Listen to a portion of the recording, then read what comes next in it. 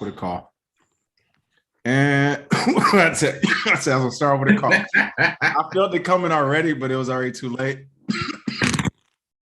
I might as well get it out. I'm not even gonna fight it. Get it all out. We live. Just don't go to audio. And we are live. This is the stuff that you all probably would like to see that we clown on before we actually go live. But we're back live again. I can't say week, episode 2 of our new show with no name, still figuring it out, nor do we have a format yet. We're still experimenting, playing around with that format. But of course, hi, I'm King. I'm Bitcoin Zay, and we are here to bridge the gap at 9 p.m. Eastern, 6 p.m. Pacific on Fridays. You saw me shaking my head, so you said 9 p.m. I was like, I don't even, bro. Crazy. West side. I'm supposed to be in the club right now. That's how much I love this shit. I'm here with y'all. That's why. That's how you know we dedicated. It's true. I'm supposed to be eating a 5-star Michelin dinner right now, dropping $400-500 on dinner like a real G supposed to. Y'all be doing your money. That's what I do with it. All right.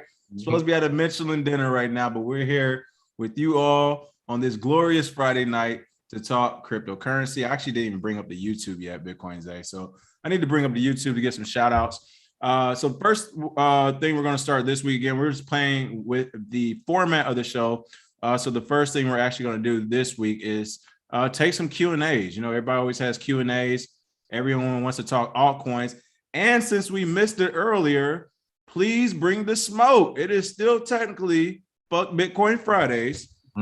So for all you Twitter warriors and Twitter fingers who's all online yesterday trying to tweet me to death while I was on set, I keep telling you I get paid when I tweet. It's hilarious. Please feel free to call in right now too and get served up with his mama's cooking. Oh yeah, get a little bit of that liquid courage in you, and maybe we could shift Fuck Bitcoin Fridays to the late night. Because in the morning, it still got crust in your eyes. Yeah, you're still not all the way coherent, so they may not have a good argument. Right, when they get all day to think about it, get brave. Hey man, hey, bring the sauce if you got it. But if not, yeah, definitely Q&A. Please come over here, sauce up. We would enjoy it. The internet would definitely enjoy it and appreciate it. And yeah, I think that'd be pretty funny. All right, here we go. I'm going to the live stream right now to pull up these comments, see who's all live with us. Of course, make sure you share this right now. Again, share it. All those Twitter fingers, share this video to them. Be like, hey, they said whoever want to pull up can pull up to the show right now. Or if you got anything, let us know. At 7 p.m., we are going to have a guest come on today. We're actually going to have somebody who's working in the blockchain healthcare sector. So we will get a tad bit more serious toward the end. But until then, it's right now. All right, here we go. I got comments pulled up. What's going on? Digital Bread said Dale finally caught a live show. Yes, what's going on? Mr. Gamble, the Prince 1993 said, what's up with HBAR? I mean, hey, let's go ahead. Let's get into it. Talking altcoins. How long ago did I call HBAR out? HBAR, what about it? I said, well, I was for the pump at least. I called out HBAR back on the Talk Shop Live days, folks. Oh, yeah. Way back. So HBAR is back. If you looked at some of their partners and backers, sponsors, partners, whatever you want to call it, it's like Boeing. It's like Fortune 100 companies, essentially. I can't remember. It's been so long. But when I first did my due diligence on them, however long ago, which I literally had to be probably toward the beginning of this year, last year or something, sometime, I literally saw the partners and sponsors. That's all you need to know. Of course, they do their addresses different. It's like 0.0 something. I mean, they use numbers for their addresses. So it doesn't look like a regular Bitcoin address. I know, right? I know you're funny. So it doesn't look like a regular Bitcoin address or anything. However, more than the project itself, I mean, it has all the claims of greatness, like every project out there. We're going to be the next best thing, blah, blah, blah. But more than that, what I keyed in on was the partners. I was like, all right, you got Boeing partnering with you. Like literally they have some of the top 10 companies out there. My thing was at the price point, like most things with the community, they won't initially fail. They'll definitely pump. So yes, they're seeing one of their, this isn't really their first, this is the first kind of real, like I would say public pump. They already kind of had one. However, this isn't the first one. It won't be the last one either. Like I think they can really pump to some high numbers. Like, I mean, at least 50-60% just based off of who's backing them. And by the way, no one knows about it. So those are my thoughts on HBAR. What's going on, Michael Kennedy, 340? I'm eating mac and cheese with hot dogs. Listen, that sounds like a win to me, though. All right, what? Don't get it twisted. Look, y'all know how you listen, people. I'll go get some ramen noodles right now, or if you from the D, you already know. I get some ramen noodles right now. I'll throw some shredded cheese in it. Give me some wings from the grocery store. Put them wings next to it. I got me a little pasta chicken Alfredo or something. What are you talking about? What? Oh man, these prison meals are hilarious. Hey, everybody in Detroit eating like they like they lock up. Oh man, but let's see who else we got as far as comments. Let's see. Lawrence Sanders. Hey gentlemen, I'm here to get some jewels. Question: why is it difficult to move your stuff off Coinbase that's not Bitcoin? For one, it's Coinbase. Coinbase is trash. It will be a little bit hard. Any other wallets that you have that are not Bitcoin based, they try to block them for some reason, or they say you can't. I've seen that before. So honestly, converting it all to Bitcoin and then moving it off that way is probably your best bet for doing it quickly. But if you actually want to get it done, I would say try customer service, but they trash too, man. I don't know, man. I don't know what to do with Coinbase at this point. We've discussed them ad nauseum about how terrible their service is. So just keep trying. Keep hope alive, my brother. That's probably the best I can give you. Let's see. Who else we got here? Lamonte, Strokes, Randall, Baltimore here. Let me know if y'all need a tour of our city. You hit my DM. Yeah, appreciate that. Should be there next weekend with a few people, so I'll let you know. Oh, you about to go to Baltimore? Well, I'm going to DC, so close enough. Oh yeah, listen, hey, Lamontre, I got a Fort Meade. I told you I used to be out there. I used to be in Baltimore, Fed Hill, Georgetown, of course, in DC. Look, that whole little back and forth. We in there. Let's see who else we got in here. I'm putting a link in there. What's up, Kenzie? Crypto Culture said how we call in. I'm dropping the link right now. Oh yeah. All right. Let's see. Let's square. Actually, what do you think about Celsius, who has been doing live Q&A and displaying their staff in the background? CEO talk highly of their loan program. We just were talking about. How quick we got to look. We got it geared up. Already got you covered. Who else in crypto does this? Like, come on, it was that quick. How we already know the story before y'all was gonna bring it up. We knew somebody's gonna bring up Celsius. Go ahead, Bitcoin Zay. Somebody popped in. Oh, let's go. So this crypto culture, Kenzie's popping in. Okay. Well, Texas and New Jersey regulators are actually going after Celsius Network. The companies dealing in cryptocurrencies are not immune from oversight, says their acting Attorney General Andrew Bruck. The Texas State Securities Board has filed for a hearing with the potential to impose a cease and desist order against Celsius Network for not offering securities license at the state or federal level. So this actual filing came in September 17th, but they are scheduled to meet either online or in person in February. So that's when the hearing is. So who knows if Celsius may try some sort of exit strategy or try and figure out a way to clean this up before then. But I'm gonna tell you right now, between Texas and New Jersey, they are going hard at any company, BlockFi before, Celsius now. Any company that is offering what they consider securities, they are going after them. Honestly, I think the reason they're doing this too is they're doing the bidding because all of these platforms allow you to stake and earn way more money than you would keeping it in the bank. What happens when people figure out I can earn 6-7% on my stable coin on Celsius or on BlockFi or on Nexo or whatever? What happens when that happens? People stop using banks. So Texas and New Jersey is going hard against Celsius. Hopefully Alex Mashinsky can clean it up. But right now they hold more than 24 billion in digital assets. It's about time to get that tap. Once you hit that big B, it's over. Hey, Texas and New Jersey both woke up and called each other and was like, I don't care if it's a nickel bag to get sold in the park. Come on in. And they need their percentage, baby. Oh yeah, what's up, Kenzie? What's up, brother? Glad to have you on. What's good, you boys, man? Hey, what's good, gentlemen? How y'all doing today, culture, man? For those who don't know crypto culture, he keeps me laughing on Instagram and Twitter, following some of these crypto tweets. What's the word? What you got for us? Hey, man, I got nothing. I got nothing for you guys, man. I wanted to come on, say what's up. I haven't been on the channel in a minute. I've been grinding. That's all I've been doing, grinding, keeping the posts up. But wanted to show you guys another product, cool for you guys. HOM, it's a decentralized sort of a bank.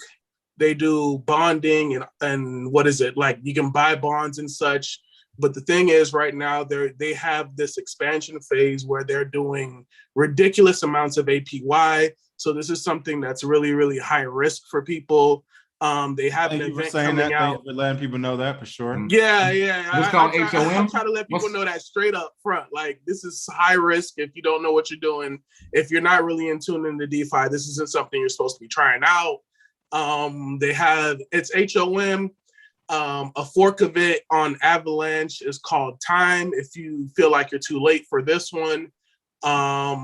Like I said, they have ridiculous APYs, but the way that the APYs work, you have, if you want, there's a link to a video. I'm going to talk about it tomorrow on my live stream, and I'll send you to the link and you can understand how they work. Not too many, like DeFi people are talking about it, but it's not being talked about by like too many big people. So you still have some time to get into it. It's one of just, for the Hexicans, if you, it has some similarities to Hex as in to not sell. So just that's why I said very risky, very be careful. But y'all know I love my Bitcoin too, so I ain't gonna be shilling too much of that. I just want to talk about some Bitcoin. So let's go. I just want to be able to talk some Bitcoin too. Well, really quick, we're gonna get Lamontre live too, but just a really quick comment on that, Kenzie. First, hey, that was my thing about most of these projects in general, including one you just mentioned. It's like, all right, if it's the way you say it, if somebody can duplicate this, you in some shit. So first of all, I want to get that out there. Like, that is true. Also, I want to give you a shout out for everyone who's listening and watching right now or in the future. That is how you come on and properly shield something. He did it like in a minute and a half. The elevator just got to the 22nd floor. I already know how he got in, he got out. He gave us a couple of pauses so we can, hey, we need to interject, whatever. That is how you properly come in and shield something. Then he said, now I'm ready to talk about Bitcoin. He gave us the opportunity to go back and talk about the project or to move forward. So if you come on live, do not go crazy because we don't want to have to mute you and all that. This is how you properly shield. So appreciate that, Kenzie. That was what's up. Yeah, really, yeah. If you got any questions, of course, let me know because I actually do my research. Well, type the spelling or type a link in the chat for us so we can put the link. I want to see the link. But while we got on wait, let's go ahead and holler at Lamontre. Lamontre got the baby in there. Baby Rando's in the house. What's going on? What's up, y'all? What's going on? Hey, thanks for being here. So, look, y'all, man. First of all, I love y'all show, man. I've been watching for like a minute. I'll say probably by like around sometime last year, and y'all been doing y'all thing, man. So bless up. And King and Zay, man, Zay, whenever you come in town to Baltimore, you know I got your back. I'm gonna show you the city and how Baltimore really is. So I got this one question, man. As y'all just saw my daughter, man, it's like I gave up on the older generation on teaching them about Bitcoin because like man, it's hard to even have them work the iPhone. So like, how can we kind of get this new generation more involved? You know, like what sort of games should we introduce them to kind of get them more, what can I say, ahead of this curve? Because what I do here in Baltimore, man, I do a lot of recruitment for people to get into construction. But what I really want to do is start recruiting for the people to get involved more in the crypto in this digital space. So, yeah. What age range are you looking at? So I deal a lot with mentoring. So it's like elementary school. I'll say 5th grade on up. So like that 10 years old on up. I could teach anything. You need to give them video games. Well, I would say I just did a summer camp here in Charlotte. Here's one game that we did to help. Here's some books. Goodnight Bitcoin book. Got a few coming right now. Shamari, the card games, actually teaches you about mining. Great card game. And the ages I taught was between the ages of 8 and 14. So that's kind of the age range you were talking about, 5th grade and up. So works for that. Also, it's another one. Let's see, Bitopoly. Let me see if I can find that link somewhere. That one works as well by Foldap. So that game teaches you how to mine as well. And there's a few books on Amazon if you find them as well to teach, because gaming is probably the easiest way to teach them. There's also online games for them as well. Here's pretty much telling me I need to stop. So that's what I'm saying. So the older folks right now are pushing this narrative like my child is always on this game. I'm tired of him being on the game. He need a mentor. And I guess kind of what you putting is I could meet them where they are. They could keep playing that game. Keep playing games and still learn at the same time. Yeah, and there's a mining game. Let me pull it up here. Roller Coin, where it actually teaches you about mining, and you actually can get a Bitcoin wallet on there. So I don't have to log in right now, but yeah, they have Bitcoin games on here. Earn Bitcoin. They have the leaderboard. Kids can actually play with it. Like I said, the summer camp. This was one of the activities that they did at one of the stations to learn about mining as well. So yeah, if you want to teach kids, there's a lot of different ways. Just got to make sure if you set them up with wallets, just make sure they understand how to send it and receive it. Because sometimes they'll get it and they'll be like, all right, how do I sell it? Like they ask that question every time. So just start there and you should be good. All right, thanks, brothers. I'm hopping off. Thanks. My man. Hey, thanks for being on. Much appreciate the support as always. Like I said, the summer camp. You said, what's that? Oh yeah, I think that was the echo from somebody, but yeah. Oh, that was on mine. But listen, I thought I could do it quick enough. That was hilarious. Hey, Kenzie, what else you got for kids? I think you were saying something too. Yeah, I was just gonna go back. Well, we were talking Bitcoin, but if you got another coin for you guys, DYDX just dropped their airdrop token, and they dropped that last week. Yeah, I was mad I missed that. We were talking about that. I was Yeah. thinking about the swap platform, but I got so excited at first. But the funny thing about this is that so many people. So actually, I made a video about this last year. I was using their leverage exchange to learn how to leverage trade without having a centralized exchange, and I got wrecked, of course. But hey, I was learning. But the thing is, when they did their airdrop, they did it for all their users. But unfortunately, if you had a US IP address, that's why people are like, you should really be using VPNs when you're using things. If you had a US IP address, they blocked you from getting the airdrop. So a bunch of US people didn't get the airdrop, even though we know a bunch of US people were using the exchange when they shouldn't be, quote unquote. But because of that, that's essentially what didn't cause the selling pressure that was happening for the past week. No one was selling it because nobody had any. And That so makes recently, sense. it they probably just knew popped that off. when they airdropped it too, to keep it real.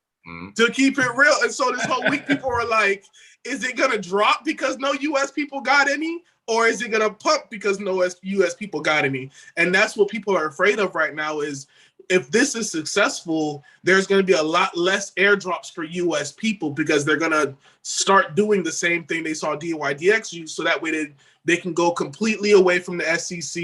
They won't have to do anything to deal. Because you have to think about it. All these tokens or securities that they're labeling, it's only the US that's coming after them. You see no other government body from any other country say a thing. But it's only what the US is saying that's like, oh man, we're afraid of what they're gonna say. So that's a little worrisome. But right now they're doing like a liquidity mining trade on their DYDX exchange with the VPN, and you get, incentivized the token as well. But because it just recently got listed, I believe on FTX as well, there's some leverage exchanging ready to come short it down for a while. So that's another little risky play, but it's one of the it's the biggest leveraged exchange for decentralized finance. So their token should be somewhere near where Uniswap or one of them other exchange tokens is right now. But that's just speculation, of course. Well, but I want to say on the heels of all that is a perfect segue to say, we said we'd be doing this a couple of weeks. Of course, complimentary will always be complimentary to those who have the masterclass, but go ahead and throw it out there. This will be a part of the membership stuff that we're going to actually start up. And I want to point out in 25 minutes, like 4 different gems just dropped. We got all types of educational pieces for your kids. We just found out about a couple of high-risk DeFi platforms, but high risk, high rewards.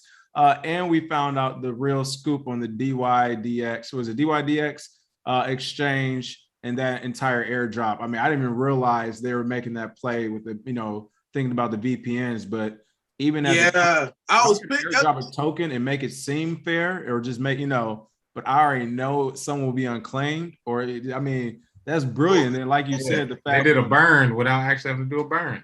They did a token burn.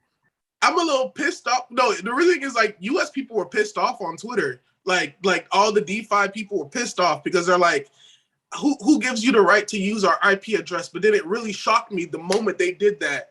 Oh crap.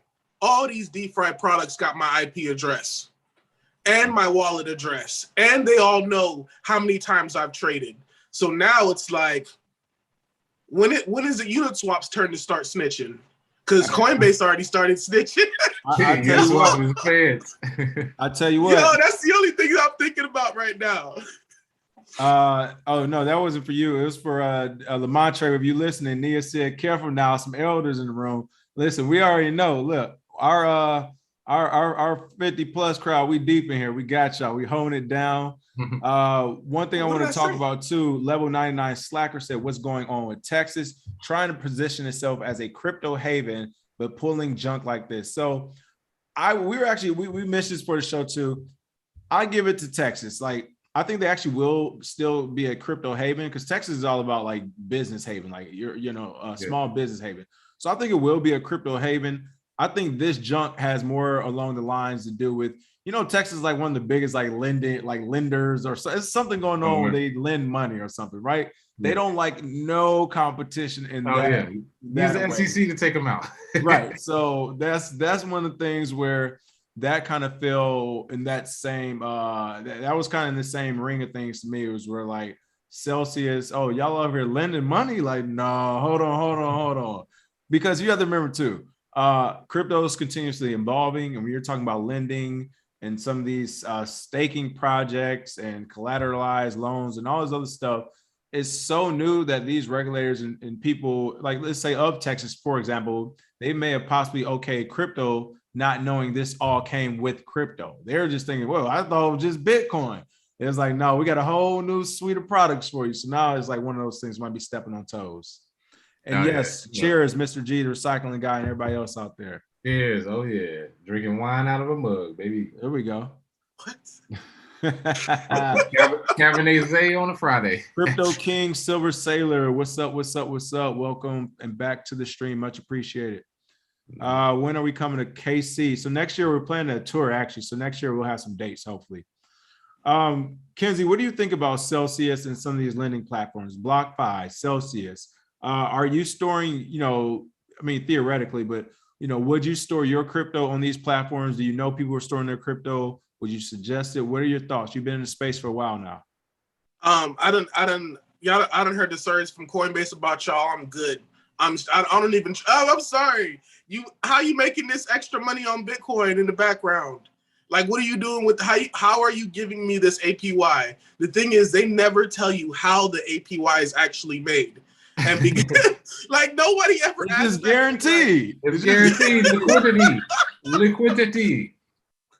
And look, I know, I get it. Like, you're not gonna explain it. You're doing whatever you want in the background, but I didn't get into crypto for this. Like, the whole point was for me to like do all this all off of USB, like straight living off of US. I pull out an iPhone thing. Like, I'm living off of USBs. Like, most of the funds ain't even in the bank account no more. Like, it's just sitting on the cloud type stuff.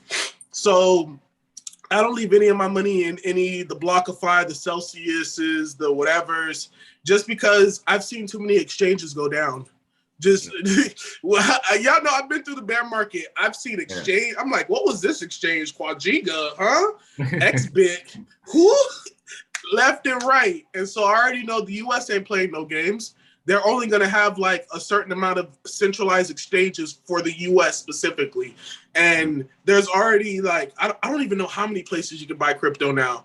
They're going to regulate that to weed out as many people as possible. And that's just the Coinbase move, I think. And then you got FTX too. They weeding out a lot of people. All this money they flashing, they're trying to get rid of a lot of competition too. Oh yeah. The crazy thing is with a lot of the exchanges, the centralized ones, I think most of them are going to go away. I think they had that day in the sun, but most centralized exchanges are going to have to go. And then, unfortunately, most of the DeFi ones, not really DeFi, like you just said before. They got all your information. Your MetaMask is connected to your IP address, man. We know what you're doing. But at the same time, if somebody figures it out, that's probably the route we're going to go. Centralized exchanges, good luck. But like you said, I don't trust them either. And I was going to say, look at Kenzie becoming a hardened crypto. Shout out to Kenzie a pro now. He done seen that bear market, but that bear market will make a man out of you. Hey, two years of not shit happening. Oh yeah, you get real hard and real quick. Like, oh no, I don't trust that. I know that's some bullshit. That's not gonna work. It happened. I told you that is real. Hold on. you literally see what's not gonna work because it's like, wait a second. I've heard this before. I heard this like literally. I told you, you gotta stick around a little bit. You be like, bro, this is a rehash of a rehash, bro. Yeah. The bear market will definitely toughen you out, and like you said, because you do start to realize how many duds are really out there or whatever. And I mean, what listen, was it? You have no choice but to get educated in the space. Like you have no choice. It's because there's nothing else to do. It's not gonna be no good news stories. Nothing's popping. People beefing. Like nothing's happening, and everybody's losing money. People getting fired. It's crazy. So, I mean, it was an amazing time, actually, though. Yo, it was a funny time. It was because like all the dirt comes out in the bear market, and we were just talking about the OpenSea guy. Oh, what is his name? Nate. Yeah, bro. They were dragging him through the mud the other day, and I'm like, God. Wait till the bear market. Y'all see what exactly was really going down. It's going to be a whole lot of crying in the NFT market. A lot of Nates. Let me ask you this, Kenzie. Let me ask you this real quick. All right. When the bear market starts in NFTs, everything's priced in Ethereum or whatever, right? How do you think people are going to react that just joined the market? Because they're going to go through the same thing you did because you started, 2017, right? You got it at the highs. You stuck it out. You're here now. You're good. But it's a lot of people with NFTs that they have, let's say 1 Ethereum. And right now, 1 Ethereum is 3,000. Let's say it goes crazy. Let's say it even goes up to 10. What happens if that bear market comes and it goes all the way back down to $3,000 or $4,000 over the course of a year and a half? You think the NFTs are gonna start flying back up, or people it's just gonna be no buyers? Nah, I think everything in this space has to evolve. Even NFTs have to evolve. Like there was an NFT wave before even I got into space. The crypto kitties and stuff like that. And then these NFTs, they just evolved because they had marketplaces to make them look prettier. And then I believe in like 4 or 5 years when NFTs pop up again, because it's just market cycle for me, it's going to be new NFTs that do like, oh, these NFTs AR and pop out the screen and also give you APY somehow and this and that. And that's what I think is going to happen. But I think all these NFTs that people are buying now, I think people are going to lose so much money. They're going to call it a scam. And then that's the way the regulation is going to come and say, we'll clean this space up and make NFTs good again. Yeah. And so, but the people, it's already written. We already see it coming, man. Might as well go ahead and stamp it, time stamp it. Yeah, it's September 17th, 2021. We already called it. It's coming because, I just see a bear market. It's a lot of new people. That's all I'm going to say. And they came in through NFTs, and they don't realize it's all good in a bull market. Everything's great. Everybody's making money. Prices going up. Everybody's throwing around crypto for NFTs because they're going to resell it later, whatever. It's all amazing. It's gravy, but it's just going to be interesting in the bear market. Just seeing people's reaction to it, and then nobody's buying. Some platforms go down, like, well, nobody's buying, so nobody's minting NFTs. You know what I mean? Like, I'm not trying to say it's going to collapse, but they do have to grow up. They do have to grow up. So, hey, it is what it is. Hey, talking about Texas really quick, JG Wentworth, and welcome back to the show as always, said Texas has a strong state banking charter. They basically telling Celsius, pay the man before you proceed. I can see that in Texas, being like, and then, but what I like about Texas, I can also see them coming down and being like, yep. Yep. I was like, all right, cool. Like, as long as everybody knows. So I'm not mad at that. What you had, Kenzie? I thought you was about to throw something out there. Nah, I didn't want to cut off. I was gonna say with the NFTs thing, we have so many NFT platforms like OpenSea, which doesn't even have a token yet. We have all these other NFT platforms. Rarible. Is it Sotheby's an NFT platform too? Well, or are they regular? Nah, they just accept Bitcoin. Sotheby's is regular. Okay, but we have so many of these. You're going to see them all shut down like exchanges. Just like the bear market, you're going to see like no one's going to be trading. They're all going to lose all their revenue. And then it's just going to be a 2-3 year bear market of nothing happening. But I don't even talk about the bear market because I already know how it. I ain't trying to deal with that. Somebody said there's no such thing as a bear market, NFT bear market. Hold on, let me see. Somebody said blue chip NFTs will hold value. From Satoshi Gang. Tyler Colbar says check out a cursed share NFT project using Chainlink dynamic NFT technology. Yeah, Sure. I mean, it's a lot coming to it, absolutely. But most people don't realize all of the good work, technically speaking, happens in a bear market. So even if all that stuff is coming, that doesn't have anything to do with the market cycle. All that stuff can be coming. You've been in it, Kenzie. You can have the greatest technology on earth. The way you describe it doesn't matter in the bear market. Nobody's buying that shit. So we'll see. We'll see what actually happens. Let me see what. Can I make a note on that? Yeah. So watching like Twitter developers on Twitter and whatnot and seeing how they talk, especially some of these anonymous developers, you see it in the way they talk. In a bull market, everyone's just copying each other's code, trying to get as much money as possible. Yeah. Then this is literally how they're talking on the internet, back and forth in code and kind of. And then it's really in the bear market where we got DeFi that blew up, where we got NFTs that blew up and became a little bit better. And the way you just explained it is exactly what happens. When nobody's looking at the prices, when nobody's making money, when everybody's bored, that's when all the people who actually work keep working and come out with something serious. That's why I think it's going to evolve into something better, but it's going to take a long time. Right now, people are just trying to enjoy the wave of the bull market we have before all that goes away. Yeah, exactly. So we got Zen. We got Zen in the waiting room as well. What's going on, Zen? What you got for us? Zen, you still there? Zen is not there. All right, let's see. Everybody's thanking Crypto Kenzie for these gems you dropping. JG He's muted, but he's back now. Thinks that OpenSea probably will have a token as well. Yeah, I can see that as well. I think OpenSea would do it to draw some more interest for real. Let's see. You can Black Sword 404, so you can buy BB blind boxes for $7. Yeah, I've been hearing about these blind boxes. Actually, it's crazy. One of my friends told me about the blind box. It was like one of those people, least suspected people you think to tell you about it. I'm like, you really in it now? They're like, oh, I'm all the way up in here now. I'm like, that's what's up. So shout out to them. Dane said bear market is coming in crypto and in the stock market.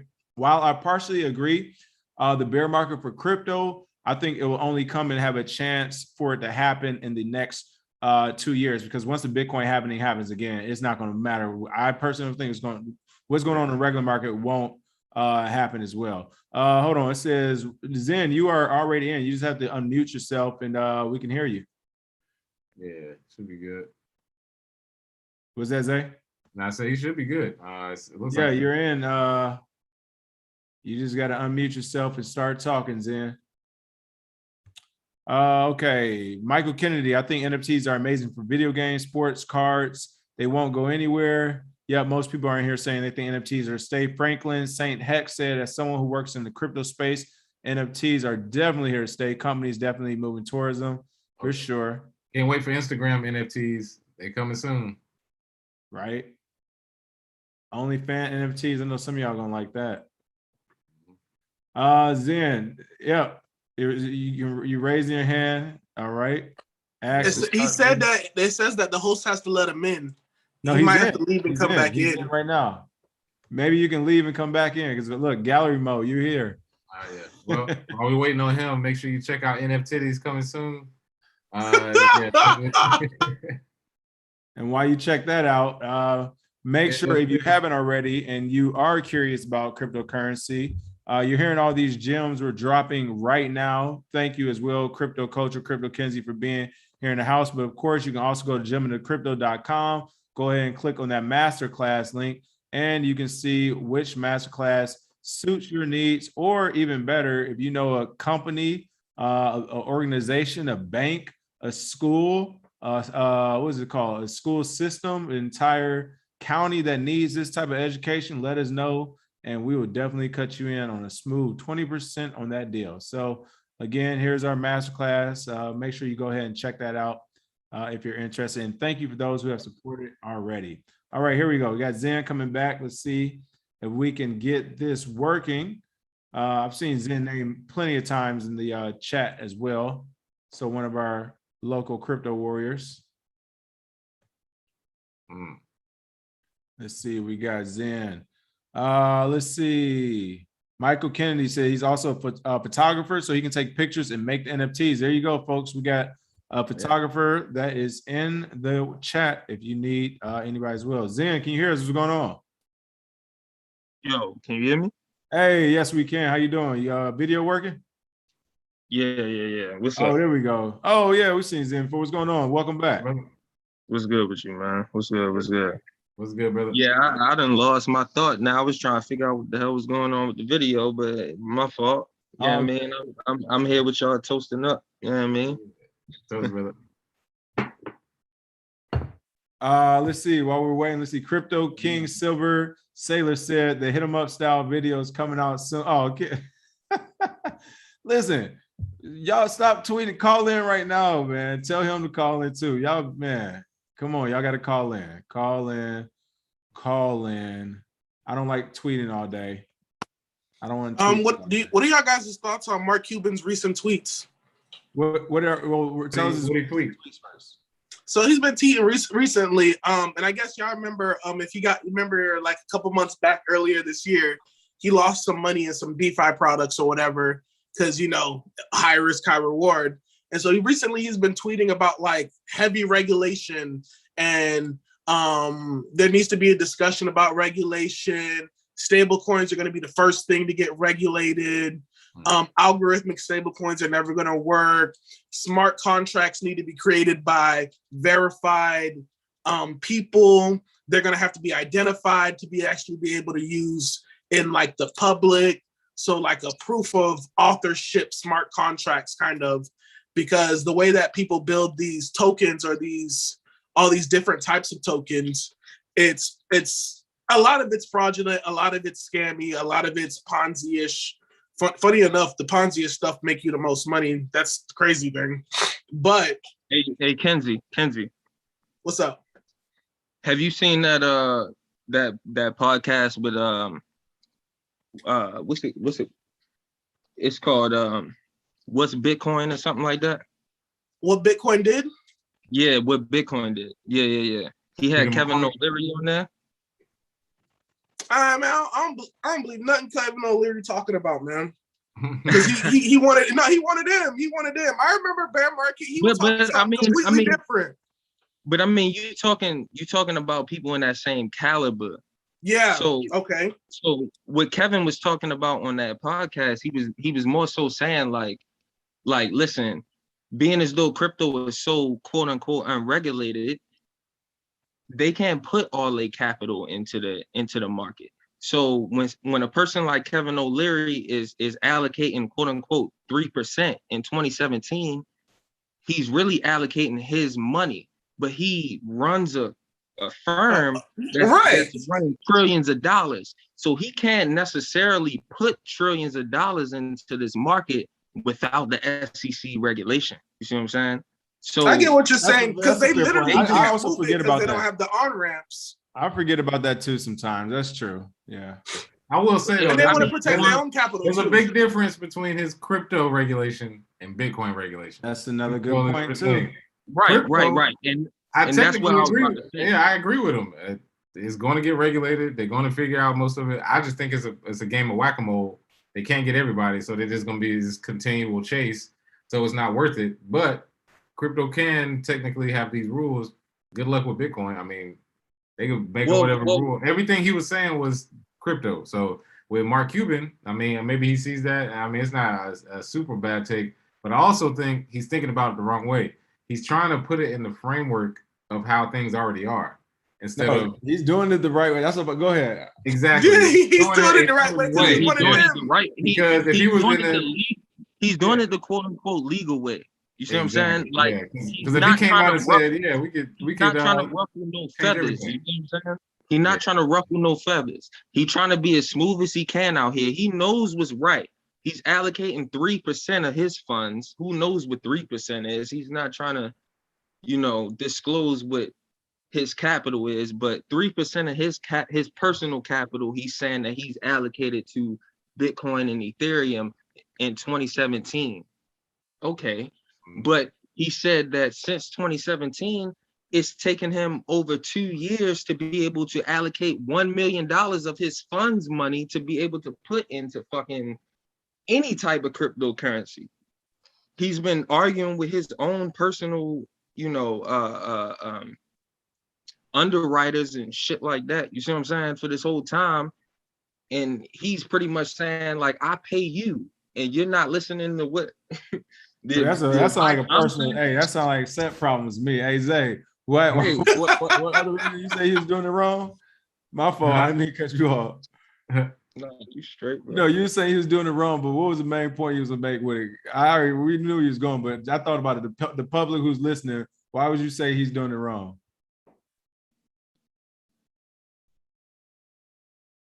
Zay, can you hear me? Yeah, I thought you was talking to Zen. He said, I said Zay. Oh, I thought you said Zen. I'll wait on my man Zen answer. You had started saying he was doing it wrong. I was like we know why, but like, what's like a specific thing that you look at Mark Cuban as doing this wrong? What he's doing as far as his tweets? Oh well, the first thing is he's talking about the tokenomics of coins, and he's using protocols that don't matter, like proof of right. Proof of what the fuck? Who gives a shit? Come on, Mark. None of that affects Bitcoin. So that's why I said it's different. It's a crypto argument. And when he's talking about governance and all these things that could be regulated, whatever, that's cool. I just hope he did that much research on Dogecoin before he jumped into it, because it doesn't seem like Dogecoin has anything to do with anything he just said. I just think he did it the right way because he has too many. He's a puppet, man. He can't do much because he has a lot of money behind him. So he can do a little bit, but he can't do much, man. Same thing with Elon. They both got people behind them where they can say a little bit, but they can't go that far. Yeah, I'm with you on that. Just it was the way that, like, yeah, he's trying to play both sides of the fence. Now, this is where I'm not mad. Like Mark Cuban, I'm not mad at Mark Cuban because I get it. If I was where he's at, I get it. I still think you forgot what got you there sometimes, where I don't know for him personally, but like for many people, it's actually going outside the fence instead of like kind of playing on it or whatever. But he's trying to play the fence and trying to please everybody. Of course, we know that's not going to work or happen. But what's hilarious about it is that, first of all, the government's not going to care when it's all you're involved. So there is no playing of the middle ground. But to me, like you said, it points out that he's not talking about any specific project specifically. He's talking about the wrong ones. But I'm losing my thought. I don't know. It's just hilarious to me, man. Oh, I was gonna say I'm not mad at him for playing the fence for it, but at the same time, it is showing how ridiculous it is. But I think he's at a point where he don't care anymore. He's doing that thing where he's just trying to steal the narrative. No offense to him, but he's just trying to get in, become a subject matter expert, the Michael Saylors of crypto, the Mark Cubans of crypto. Like he wants that to be the name, and everything else will take care of itself. So I'm not mad at him for that, but for the people who know, I mean, you just kind of know. Jams, what's going on? Jams, what up, brother?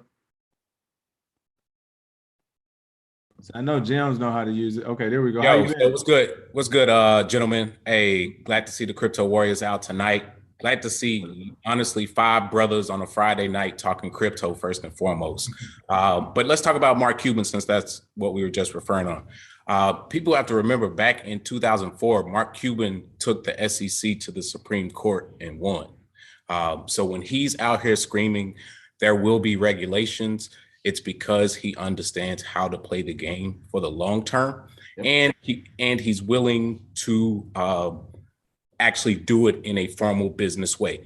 Zen, you're right. When you're a hedge fund or a private equity guy, you're doing 3% of your money, but you may be holding billions of dollars of capital of others. And those investments that you get into definitely have to be safe. That's really one of the reasons why I dropped in. I appreciate it, but hey, talk to us. What's the other reason? Yo, so this week I've actually got into NFTs, man. So we were just talking about NFTs. I'm one of those fairly traditional but also risky investors, and I thought about NFTs kind of like Doge. It's popular, it's trending, and it's going to be here for the long term. You have gaming popping, you have sports getting in on you got NBA, NFL is still behind, but you got MMA, you got soccer. And then OpenSea, just like Kenzie said, great point. They have not dropped a governance token yet. That governance token is likely going to come in a year or two, free airdrop just by interacting with the protocol. So I'm definitely going to be doing that. And Rarible, same as that. And there is a mint going on right now. Crypto Idols on Solana. So if you're a Solana person, if you sustained the brunt this week, then Crypto Idols does have a drop going on right now.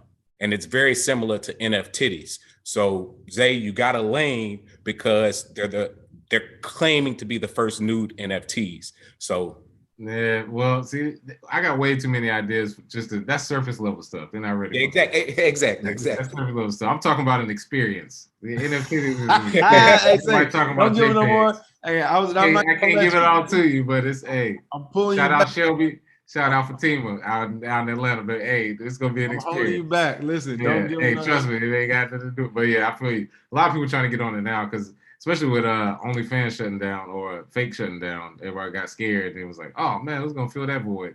NFTs might have did it, but we'll see. Yeah.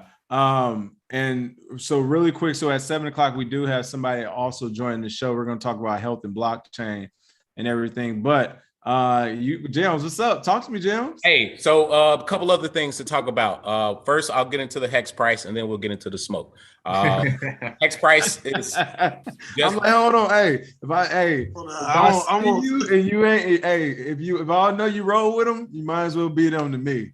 Hey. So hold on. We're gonna get to the smoke. I know the Twitterverse has been blowing up. Hell, I've been talking cash shit over the last 24 hours. So I definitely gotta address hex price. All right, so hex price sitting above 43 cents.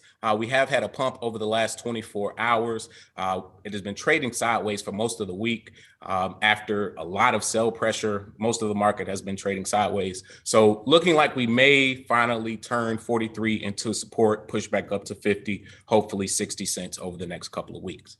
Now to the smoke. Wait, really quick, I do want to credit you too. Much appreciate you, being honest enough to talk about it because I know it didn't hit what you predicted, but you guys are looking healthy again. I know you had a little slip last few days, but much of the market did. But yeah, okay, there we go. It did not hit that 70 cents as I predicted. We had some sell pressure over the last 7 days. However, still holding strong up. There you see the 11.62%.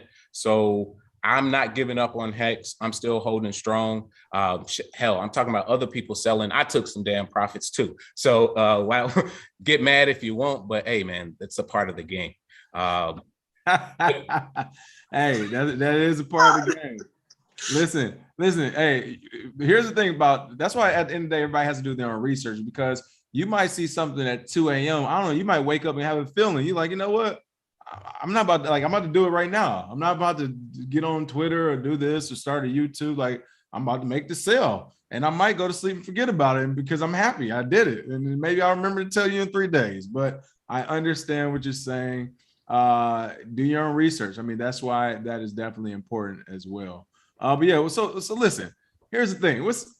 You start this off. I don't even know what to say. All right, I'll start it off. Let me just kind of add some background. So here I was yesterday, perusing my Twitter, on the clock, making money, but also just talking crypto. And I see same. By the way, I'm literally on set. I'm just waiting to get in front of the camera, so I understand what you're saying. And I'm just scrolling through, and I see some Hexicans jumping on King in the Twitter comment section. And I'm like, hold on, man. I thought y'all already got past this. Y'all still own the coin market cap and numics problem, knowing how much Hex attention that gentlemen of crypto have gained. So I stepped in and told the brother, I'm Freddie's quotes, hey, don't call a grown man out his name. You don't know him. Hey, you don't know what he about. Hey, that's an ex-Marine from Detroit. He might smack the shit out you, but I didn't want to say that. So ultimately, he didn't take the critique from Jams well, called me a B word, and now he got to stand on it. So the Furu's Eulogy is said to have a casket scene, and I don't even know what this is, but you know what? For the sake of the internet, why not go ahead and tell us? Like, what is this? Furu's Eulogy. So the Furu's Eulogy is all right. Exactly. Hold on. Like before you do that, I'm trying to find the screen, but let me get back on camera so I can look at y'all. And this is again, this is where it's like in real life, man. I hate this having to be you. I'm not even gonna do it all the way because it's not you, and it's real. This is real life. This is that old school neighborhood. Like, not my man. You be with him too? Oh, hey, bro, you need to stop hanging with him, homie. I'm trying to tell you. I know you think it's smooth over there, but I'm trying to tell you the truth.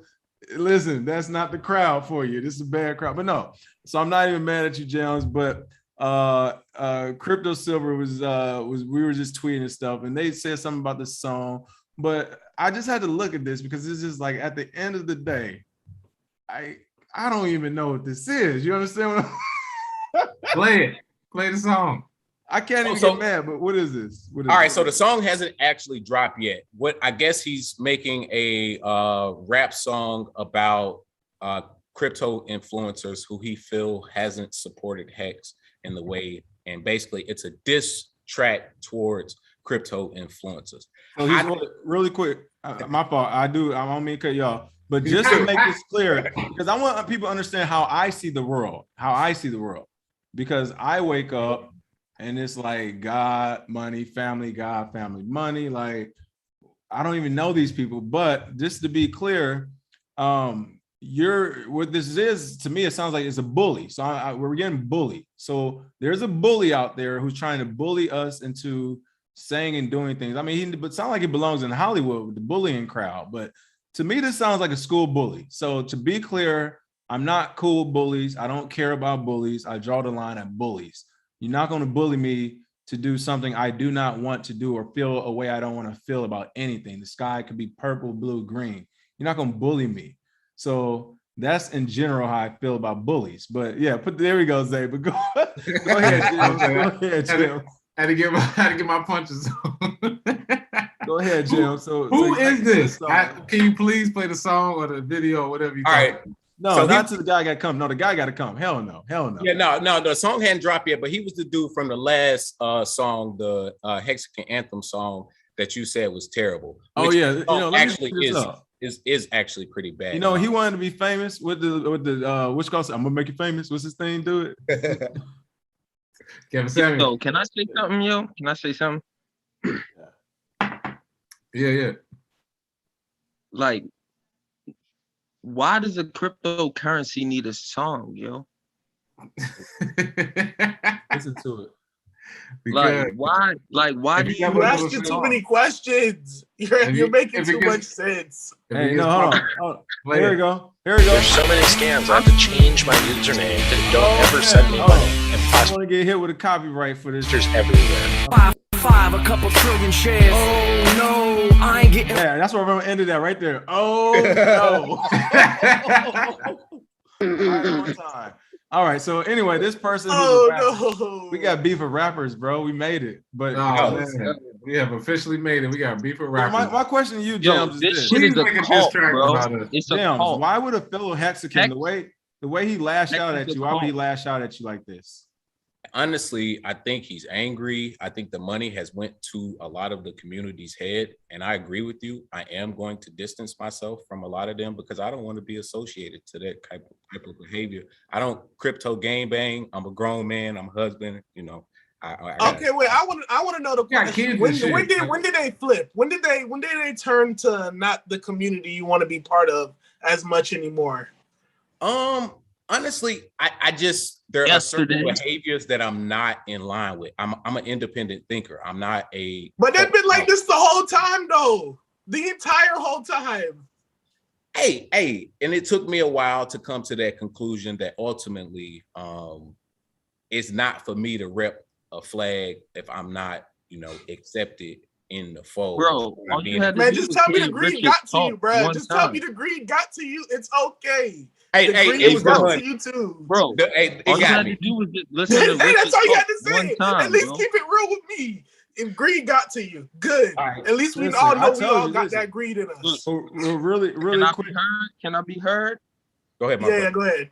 You got it, brother. Nah, all I want to say is all you had to do is listen to Richard talk one time, bro. Listen to one 20-minute conversation from Richard would have showed you that this shit was suspect from the beginning. Like it's cultish. It's cultish. But listen, all right. We have Richard on. We're not gonna get on. Yeah, I was him gonna now. say I ain't got no problem with Richard himself. Although Nah, I mean, you ain't gotta have a problem with him himself. I'm just talking about how he talks about his project. He never actually said what the fuck it was, bro. But listen, hold on, guys. So that's a topic for another conversation. We do have a guest here tonight working in healthcare and the blockchain. We do got to respect that time. I had him here for 7 o'clock, so we'll definitely get back to it. James, definitely appreciate you representing up front as always. Hey, and like I said, I'm in the hex too right now. So, like I said, I'm a trader. It is what it is. So I'm with it. Kenzie, Crypto Culture, thanks for being here. Of course, Zen, thanks for tuning in as appreciate well. y'all, man. Thank you. James, I'm looking for this one last thing that I was about to prove my point of this guy really quick. I'm going to, mentions. I don't even know how to use Twitter. This is my point. I don't know how to use Twitter.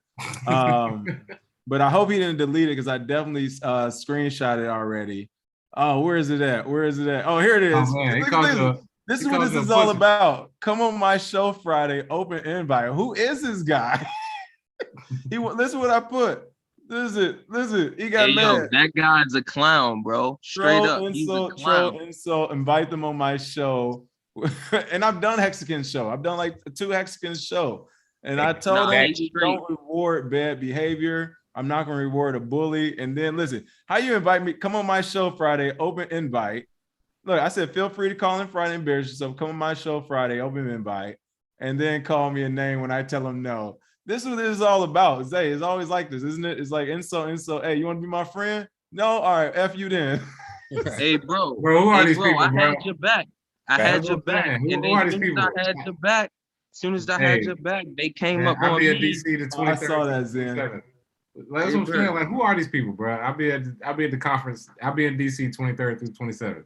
Like, who are these people? Yo, I'm gonna pull up. In real life, I don't know these social media people. They're so weird. Bro, I'm gonna pull up. You supposed to be in Houston, but you was sick. You know what I mean? So, yeah, but I'm coming back though. I'm actually scheduling it now, so I'll be back.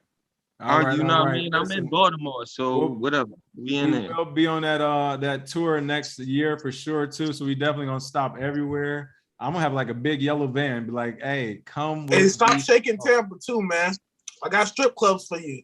Come on now. Let's do it. Pull up, man. Pull up.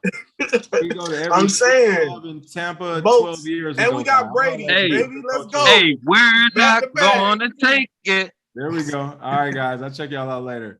All right, ladies and gentlemen, thank you for sticking around for the fun. Now it's time to get our education on. Coming to the show live right now, we have Tyler Covert, who is actually in the healthcare industry.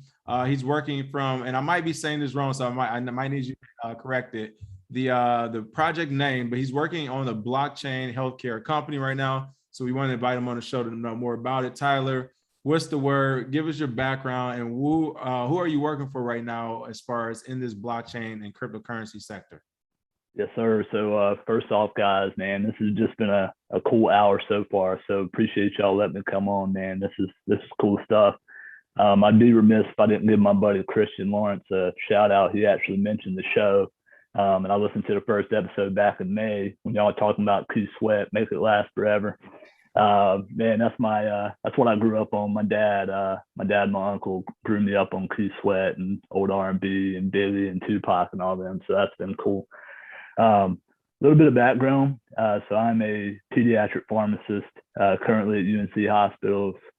I've been there since January. I was actually up in Baltimore for a year and a half at Johns Hopkins as a pediatric pharmacist, mainly oncology and neonatal ICU. And now I'm back in the home state. Go Tar Heels! I know y'all like that. Hey, listen, I was gonna let you finish what we said. Look, it was burning. You said it twice though. Listen, we know everybody backs the pack, but Chapel Hill has some good stuff going on too. Yeah, well, y'all stomped them 45-0 that first game, and then man, we struggled. We took that L, man. If we were gonna have a chance to win one, this is the year, and we choked first game of the season. But anyway, back to it. So my day job, my 9 to 5, is pediatric pharmacist in the hospital. Love working with the kiddos. Such a humbling experience. but more on the blockchain side of things. So I am now an official advisor for Consensus Health. So it's a spinoff of Consensus. And the more I learn, like I'm like, oh, they got the name. Like, it come to find out, like after Consensus spent them off and they're kind of their own thing, they're like, hey, here's your first little, here's your first piece. And now they're kind of doing everything on their own. But it's been an amazing, year and a half working with them. So I meet with the chief scientific officer. His name's Sean Mannion. And if you actually go to their website, you can put that like /advisors. You'll see me down at the bottom of the page. If you want to show people on here, feel free. But I meet with Sean about every Monday. I've been doing that for a little bit over a year. And there's a lot of things that I can't specifically talk about because I'm under NDA, but there are really cool things. So no, you can talk about the stuff. The NDAs, they don't matter. No, I'm just messing with you. Yeah. Boom, there you are. Nice. Yeah, see, I'm not. Hey, shout out to Chapel Hill. Seriously, that's the type of products North Carolina putting out there on the college scene. Yeah, man, I appreciate it. Yeah, it's a really cool experience. I'm happy to be working with them. And dude, I'm just a country boy from Lincoln County, about an hour west of Charlotte. I just come with crazy ideas, and sometimes they listen, man. And that's what happened here. So super fortunate. But man, I'm open. Whatever questions y'all got for me, I'm here for you. Really, what got you into? So did this come first? Did the healthcare, blockchain, and healthcare come first, or did like Bitcoin and cryptocurrency come first? And what got you into one of those, whichever it was? Yeah. So as you can tell, man, I'm kind of an open book, and to me, I am more scared of not trying than I am of failure. So like reaching out to y'all guys, I mean, y'all are guys, y'all are real people, and for y'all to even let me come on the show is a blessing, man. So I appreciate that. And so I started reaching out to people, man. First thing that happened was, a couple of years back, one of my buddies, he was going to put $10,000 in Bitcoin back in like 2010. Financial advisor said it's absolute trash, don't do that, right? He'd be sitting on billions, man, just like stupid money right now. And now he won't touch any coins whatsoever. So he tells me that, I've heard blockchain tossed around. I've heard crypto tossed around. First thing I did back in February 2020 last year, right before the COVID crash, I started reading white papers, and I read the Bitcoin 9-page white paper, and man, I got hooked instantly. And I'm like, oh, all these projects have white papers. Oh, I can learn a little something about all these projects. So I went to reading. Well, I called my dad like a madman. This is like right after the crash happened, probably 2 weeks after. I called my dad at like 2:00 in the morning. I got work. I got to get up at like 5:30. Luckily enough for me, I could walk to Hopkins. It was like an 8-minute walk. But I called my dad. I'm like, Dad, wake up. I said, I don't know how much money you got right now. I said, but we buying some Ethereum. And sure enough, I was an idiot, man. I bought my first Ethereum on Robinhood, and then I learned like 2 days later, you don't do that, man. But I put like a big chunk in, and I learned real quick. Like, damn it, now I can't take it out because it's tax liability. I can't do that. So wait, were you not able? Did you try to take it out though? Yeah, I mean I can, but you can't take the Ethereum out. Yeah, but it's like, you gotta take the like fiat out. And I was like, well, what if it pumps? And I try to switch over to Coinbase, and I couldn't get there quick enough, but my dad's like, all right, well, and it took him like a few days, man. Like y'all said, even my dad still doesn't understand what we have or what we're doing or what crypto really is. And I try to educate him as much as possible with different projects. So I tell him about all this stuff, and then I get on crypto Twitter. That's a whole other rabbit hole. But I'm still in it, man. I'm still climbing down. But anyway, so I ended up reaching out to John Walpert of Baseline Protocol. He has some spinoff from Consensus, and just like you guys, man, super open, super humble. He's like, hey, I need you to hop in the Slack group and just start reaching out to people. And he connected me with Bill Gleim. I think that's how you say his last name. But he is the chief technical officer at Consensus Health. And that's kind of how that bridge got built. And so honestly, man, I've studied blockchain more than I studied in school, pharmacy school, you name it, I've studied it more. And honestly, there were like 2-3 months where my wife was like, what are you doing? Like, It's like 2:30 in the morning. What are you doing? You know, that meme where you're laid down on the bed with your phone and the girl's looking at you behind you. That's a real like, meme. That's real. It is real. I was like, I didn't know it was real, but it's real. So yeah, man, I put in like 7-8 hours, and I watched my phone go, like my screen time each week.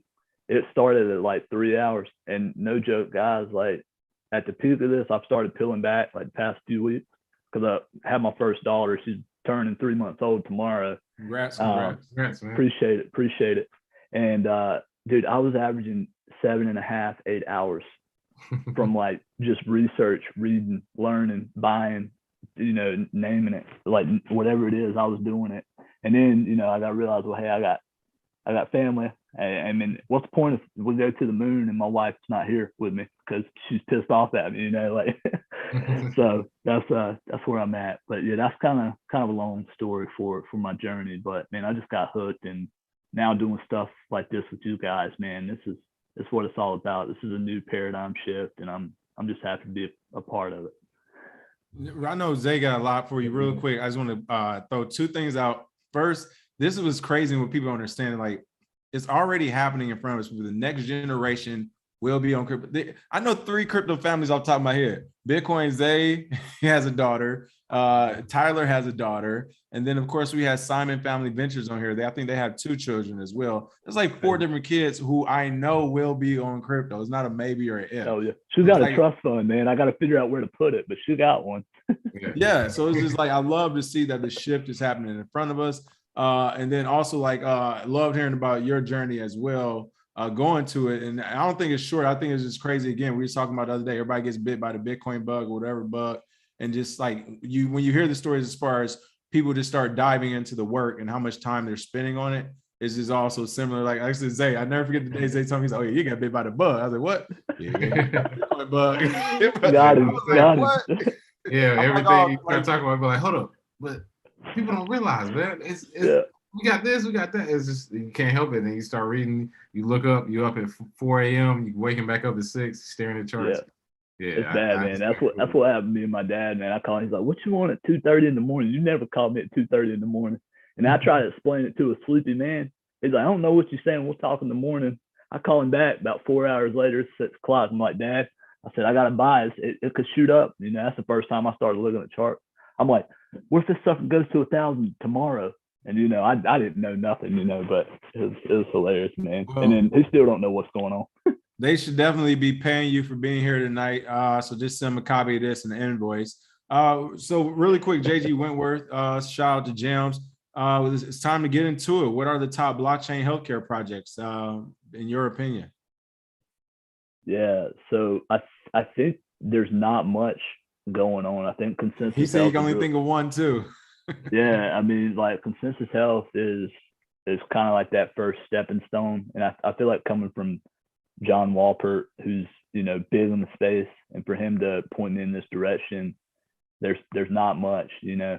But I think where it's headed, there's a lot of legacy systems, so decentralized trials. I think it's going to be a big thing. So like clinical trials is going to be a huge thing. And as y'all know about distributed ledger technology, like basically once you build it, there's so many different use cases that come with it. And if there's more healthcare companies out there, so I say that, but then let me talk about my experience a little bit, right? So I'm reaching out to all these people, right? And I'm like, oh, nobody's going to talk to me or whatever. And then I get, you know, sometimes you shoot yourself in the foot, and then everybody wants to talk to you, and you're like, oh crap, well, like who am I working for now, or what am I doing? And that's kind of what happened with me. The first example I saw in pharmacy. So when I learned about blockchain, I was like, how do I connect what I know, and how do I bring value in a way that moves the space along but makes it legit? You know, it's not crypto scam, it's not coins, it's not tokens, it's so much more than that. And I was like, well, I love pharmacy, I love working with kids, so I was like, well, let me reach out to, you know, people at Hopkins, let me reach out to UNC, let me talk about, you know, peds patients. I actually found this pharmacist, and I haven't talked to them before I'm shouting their name out, but, you know, good press, right? So Kevin Clausen, he's a professor. He's also an advisor at Consensus Health, but he actually teaches a lot of like blockchain courses in the pharmacy school there. And so I think he's building something in Tennessee, at least building the future of his students learning and going out and doing big things. One of the coolest things I've seen so far on like a small scale, but I think it's going to be massive. There's this guy named Phil Baker who is connected in Tennessee as well. You can look this up too. Remedy Chain is his product, and essentially what it is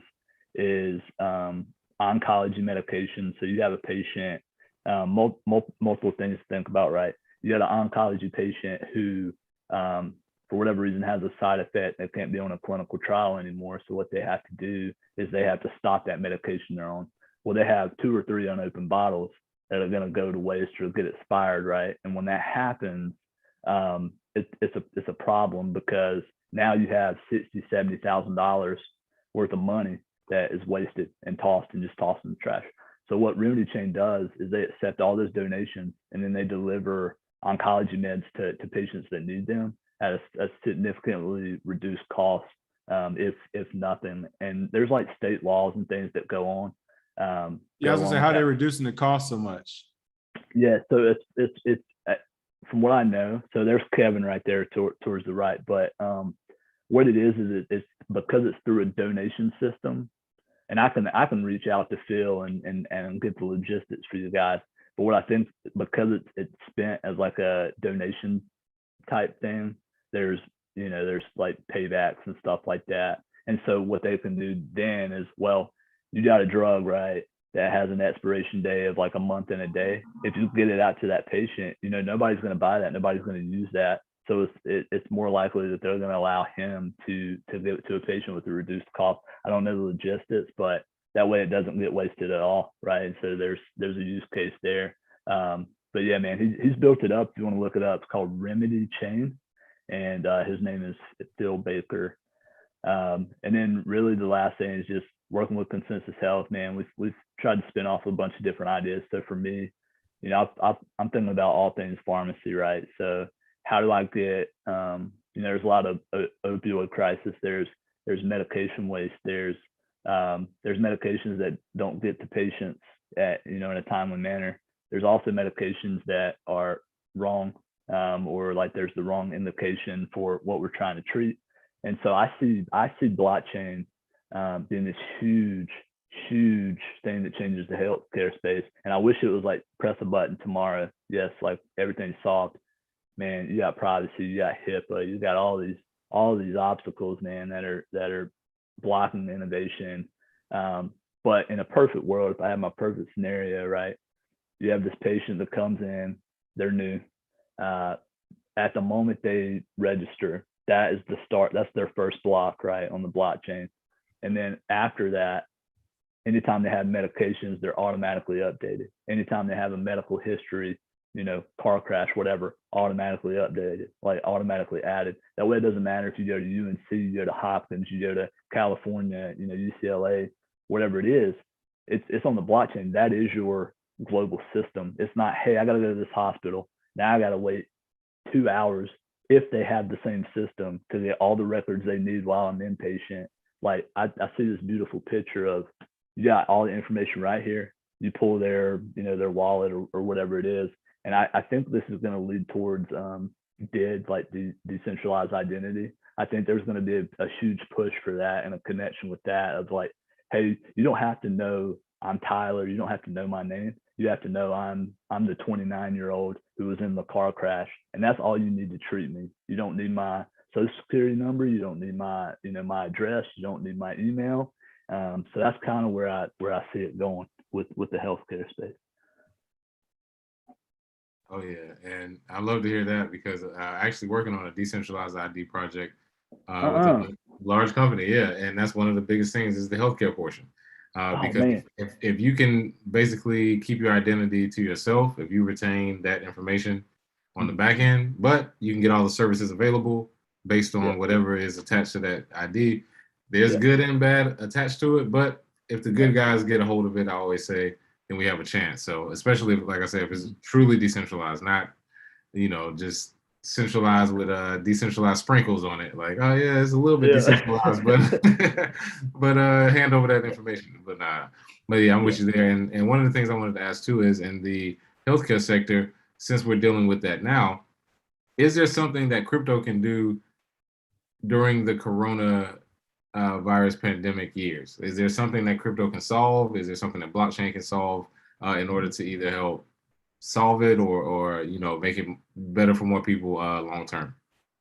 Yeah, so there is I hope I say it right, healthtrends.ai was another company that I've talked to, and the CEO of that company, which she actually I think took a new job at Cornell, but I believe she's still working with the company she founded. They're actually pulling in a lot of COVID data. And the most recent thing that me and her had talked about was patients that have symptoms for like a really long time. So like the long haulers and stuff. And so she didn't give me all her details, but yeah, man, I definitely think the first step is, tracing of basically like cases and stuff like that. Now, whether or not the government's going to give you that data and like the APIs for that, that's a different question. But say everything's free access, right? If you can track and trace a patient that's had it, right? Either they've had the shot, they've had the antibodies from getting COVID, or they've never had it and they don't have the shot, unvaccinated, right? You can kind of segment different people. You can trace that from point A to point B and realize, well, hey, that's where it happened at. Or if they would have done this at this moment, like we could, and then you would have some smart contracts firing saying, oh, okay, this patient went to Myrtle Beach for 2 days, and on this day they came back, and 5 days later they were positive, right? And you can literally track that timeline. And granted, a lot of people, you're not gonna walk up to some random man on the street in Myrtle Beach and say, hey, let me put you on the blockchain, because then you got to explain what's blockchain, and you got to explain crypto, and then you got to go down the whole rabbit hole, and nobody's going to listen to it, But yeah, man, I definitely think that's the first step. It's kind of like contact tracing. And everybody, only thing is though, I had this thought too. Mr. G, recycling guy, going Bitcoin. Everybody saying sounds like that digital ID. Passport, yep, Bohemian Garden, slippery slope. My only thing was, even if we did get that to a perfect system, it would have to be distributed. Like it would have to be super distributed. Yeah, I was gonna say, right now Bill Gates got a patent on something like that. Yeah, he does. Are you scared? Do you think it's something bigger at play? Hey, that's what I'm saying. In the healthcare industry, you all got to do. You don't think you can trust Bill Gates? Why not? Anybody that builds software and makes healthcare moves, I don't believe you, brother. Because he lives on the moon. He lives in Mars. This isn't even him. Right. Jake Fever, thank you for the tip. Jake Fever said, I'm a Pharma D myself, bro. The best thing is NFTs, giving everyone a healthcare NFT that can be changed, and the healthcare professionals access to view and provide best treatment for it. Thanks for that tip, Jake. And I'm with that actually. A healthcare NFT, Zay, how in your eyes would that work better, or would it have the same kind of attack points as an NFT blockchain, or excuse me, a healthcare blockchain, something based off of blockchain? A healthcare NFT, right? Well, I mean, it would be centralized either way, because there would have to be a centralized source that issues it. That's true. So it wouldn't matter either way. But yeah, I think a healthcare NFT. I'm trying to think. I mean, technically, as individual humans, we are NFTs. Yeah. So Social Security. Yeah, I mean, if you slap a number on us, we ain't nothing but human punks. Going Bitcoin said Killer Gates. They said they call him Killer Gates around these villages. Killer Gates. That's why Melinda had to skedaddle. She was like, motherfucker's crazy. If I can remember in real life, if I ever meet him, I'm gonna call him with a straight face, Killer Gates. Straight face. I want to see if he respects it or if he gets upset. I think he might respect it and be like, yeah. I just want to ask him what really happened with Xerox, because he got the ass. You got one question. What is it? That's it. Nah, it's all good though. But no, I mean, it's one of those things in the healthcare game. It's just, you never know. Decentralized, I think, in the right hands is good, wrong hands is not. But it's such a big question going forward. It's hard. It's hard to decipher at this point. So can I ask you? Oh, go ahead. Somebody was just saying hospitals should be a DAO in the future. And that's what I've been like. That's what I'm saying when I say distributed. I'm with that. I think it could work. The only thing is it has like, it's one of those things like a DAO. It doesn't have to be like this if the culture is appropriate.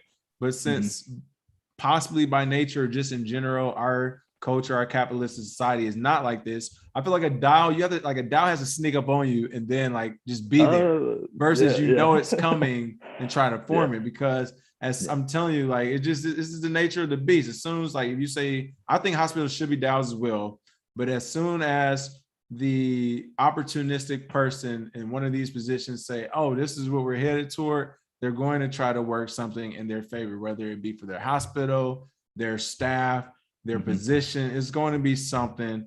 And it's hard not to say it could be possible when there's that many people. But I think that is like something that could work. Hospitals as a DAO. I don't know. What are your thoughts, Tyler? Yeah, no, I mean, the problem is, man, you're not convincing, even if you convince the CEO of a hospital, hey, I got this really cool idea, and then you say it in like a 1-hour board meeting, because that's about all the time he has, and it clicks for him, you're gonna have to go through like lobbyists. I mean, it's this big balloon that we're gonna have to pop, and I don't know. I mean, definitely can't get there like individually. Like if I could, I don't have a problem reaching out to the CEOs, LinkedIn, Twitter, whatever. Like no problem. But it's how do we get that wave to move to where they're like, hey, I know y'all humans, right? What do we want? Oh, this is something new. I don't want to touch that. Our system works perfectly how it is, right? Like, and I don't know how to jump that hurdle. And I don't know how to introduce such a big concept like blockchain, because this isn't, oh, I'm a new tech company, I'm gonna go after Microsoft. Oh yeah, we kind of know what tech companies are, Yeah, blockchain, this is new. This is the internet. New, we got new internet for y'all. Yeah, 4IR, baby, 4IR. So it's just it's crazy. I mean, I have all these great thoughts, and I know you guys do too. I just don't know how to implement them. And if we do, it's like y'all said, right? It's our kids that get the benefit. We're not. That's not going to be us. No, maybe we're the pioneers. No, we're still paying the high hospital bills and all that stuff. But yeah, man. But if y'all don't mind, like back to that point about NFTs. So repping my Chainlink mug, my Ether risk, so insurance and stuff like that, decentralized insurance. Chainlink has like their dynamic NFT, which I dropped in the chat, and dude, I see that being the future. And here's why. All right, NFTs as we know them, with crypto kitties and stuff like that, are static, right? They don't really move. And now, I think it was Kenzie is his name, but y'all call him something else. Yeah, I gotta crypto culture, but yeah, crypto culture, yeah. But he's talking about like NFTs are evolving, right? And so I truly believe that now you're seeing NFTs that move. But I think the next wave, and the first example of like Chainlink really using it in a real world use case was with Melo Ball of the Hornets, right?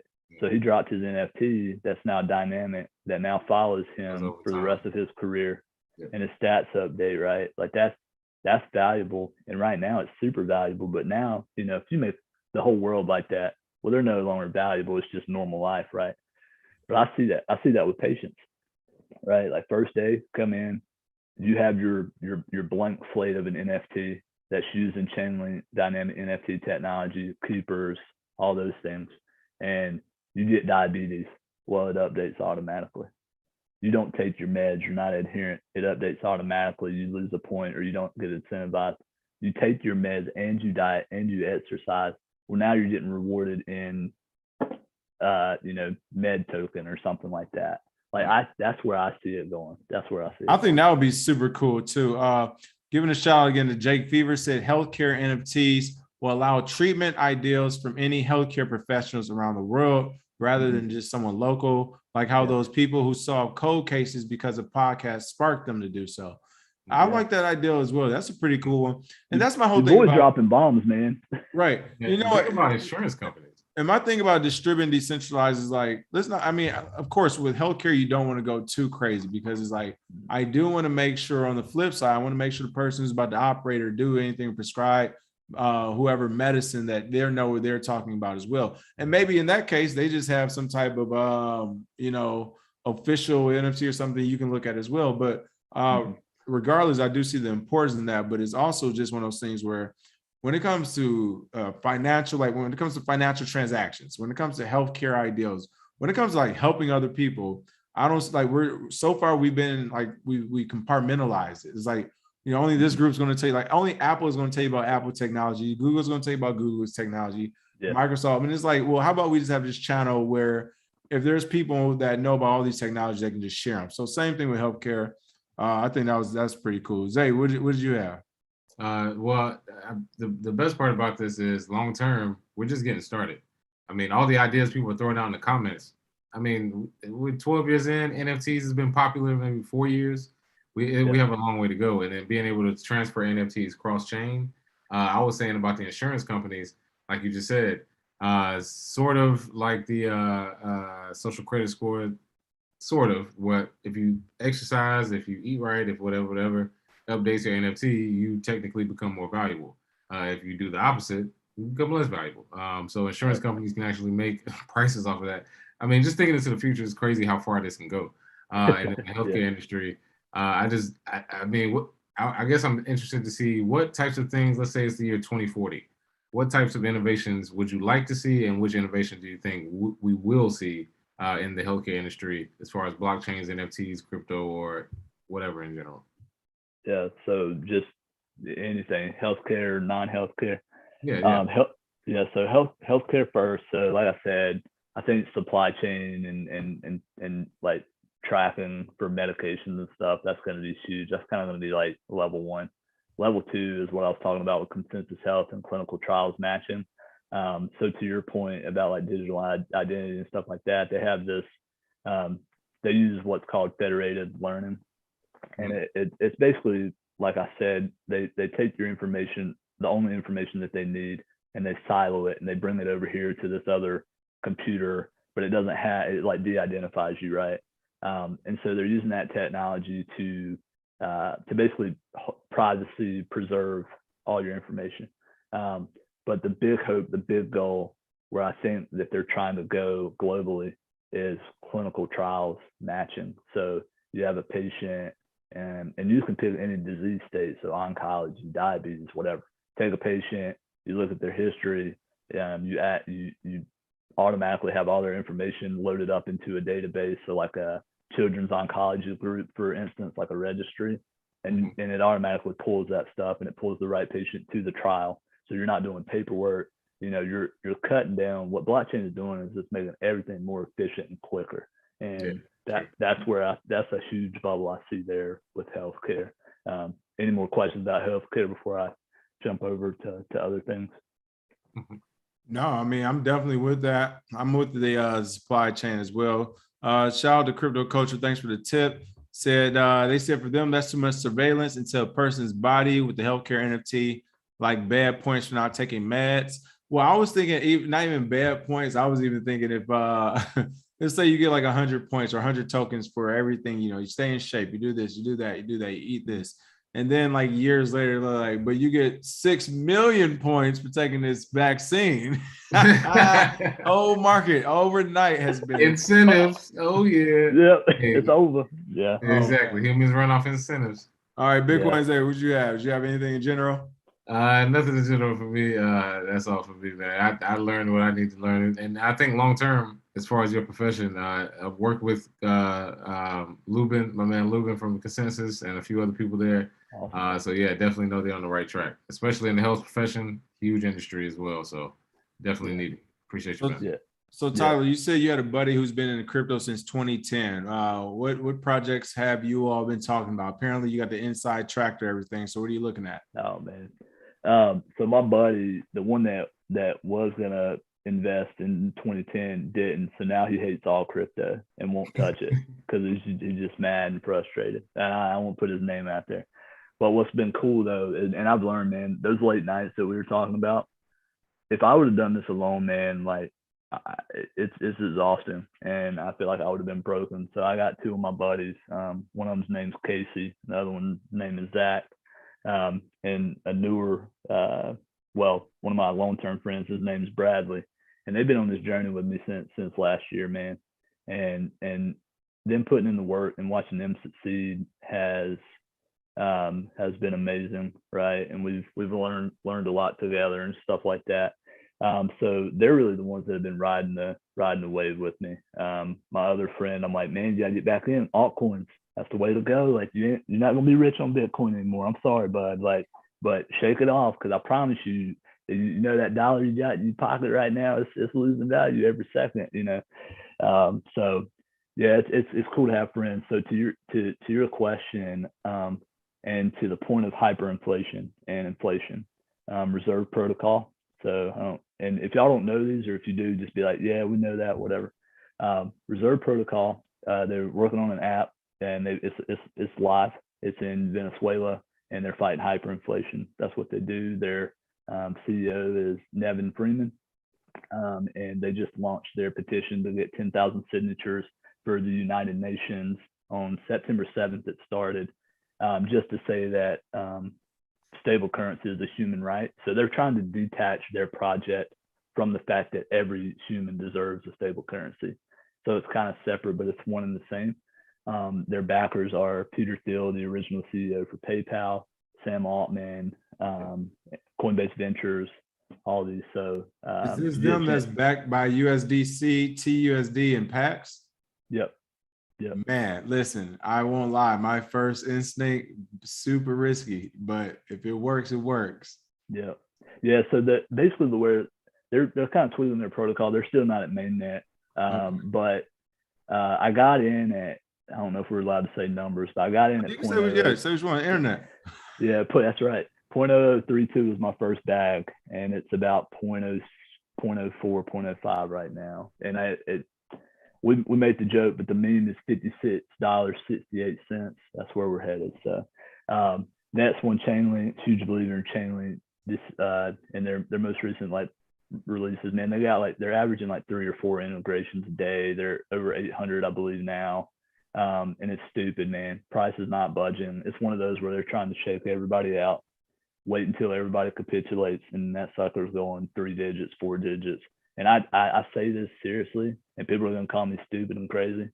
In 5-10 years, Chainlink is bigger than every other project in blockchain, in crypto. It's going to be including Bitcoin. Absolutely. So let me ask you this: first, is this the right one? Reserve rights, RSR? Yeah, yes, sir. So reserve rights is kind of the token that you buy, and then RSV is the stable coin that they're using in their app. Hey, Alex said he's gonna get our soundboard together. He's right. We gotta have the bell, because that was a ding, ding, ding moment right there, Tyler. You know we gotta get on you. So appreciate. All right, Tyler. Officially, shout out to Tyler for coming with the smoke this glorious Friday night. No, seriously, let me ask you this, Tyler. Would you ever sell your Chainlink? So, like I told my dad, dude, I went down that rabbit hole, right? I have over 80 projects that I'm invested in. And I told my dad, I said, the whole point of this, I'm sorry, man. I got a logical reason for it. They're all good projects. They're all gonna move. Don't worry. None of them are gonna rug. I promise.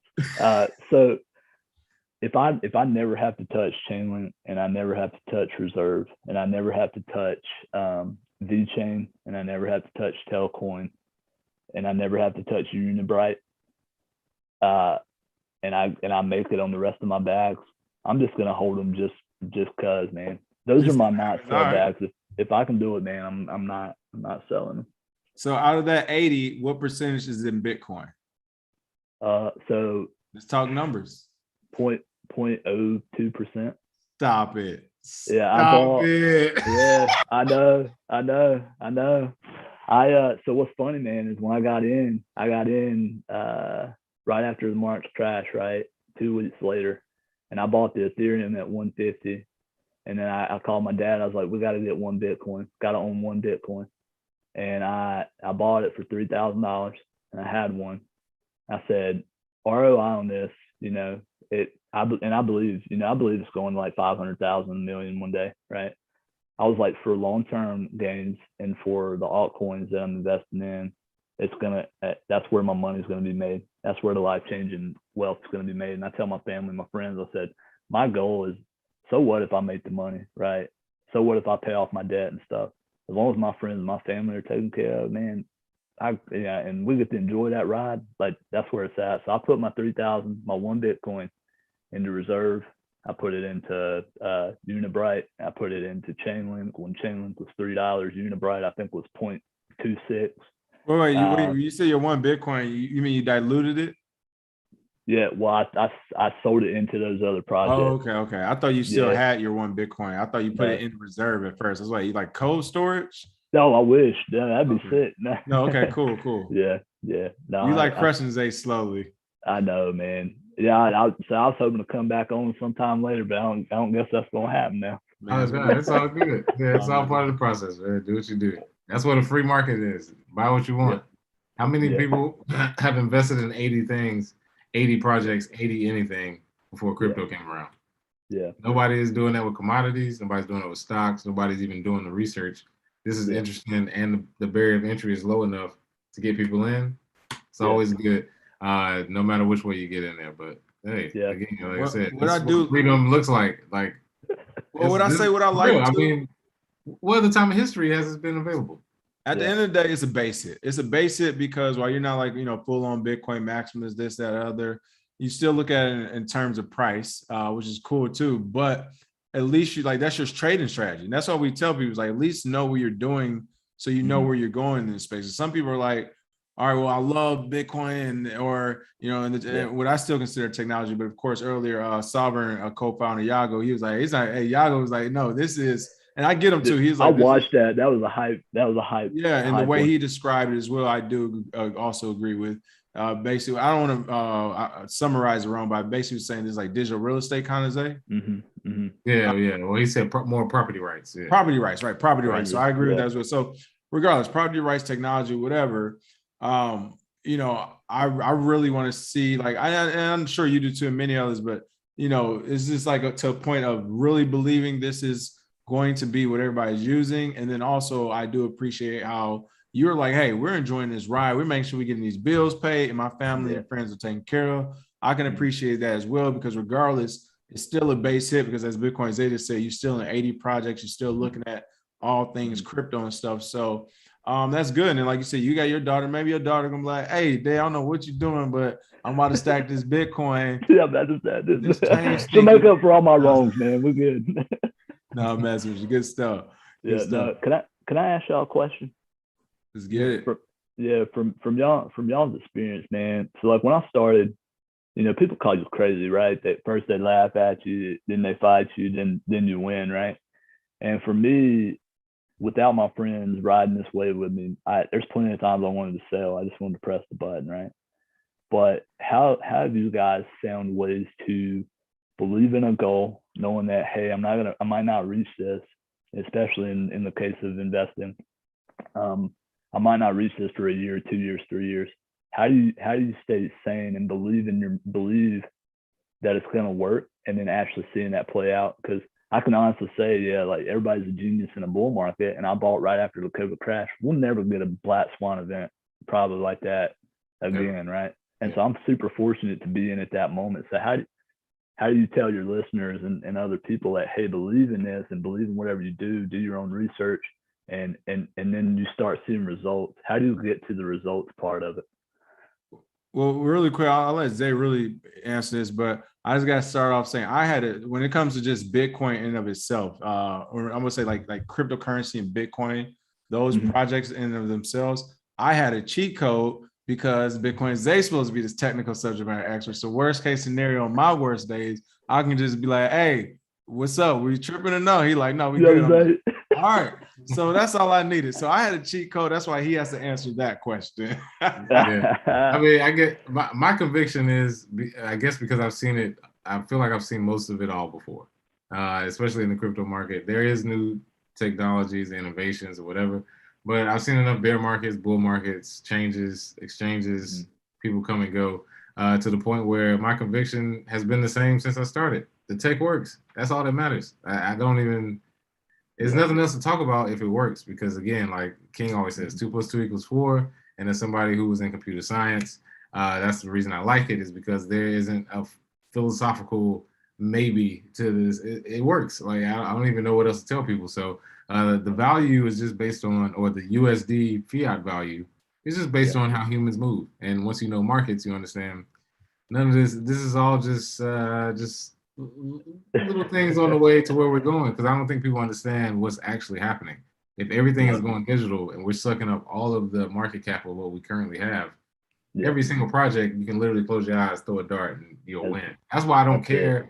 That's why I don't really like when people who consider themselves like Bitcoin maxis are like, oh, Bitcoin only. I'm like, well, technically, pretty much everything's going to win because Bitcoin's going to win.